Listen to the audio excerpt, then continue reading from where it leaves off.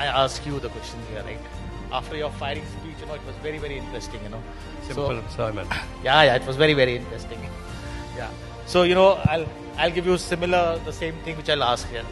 So, if you say today, in the manufacturing, right? Yeah. What are the 3 things which people need to do to become... Leadership, integrity, technology. Sorry? Leadership, integrity, technology. Why do you say so, sir? Why do you say these 3 are very important?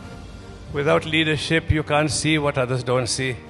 Without integrity, you don't sound true. The customer won't come to you. And without technology, you can't keep up with the world. Great. Yeah.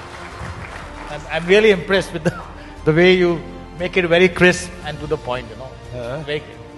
You have to follow the empirical formula in life. Do one thing at a time. You can't have 2 trains on one platform. You can't have 2 planes on one runway.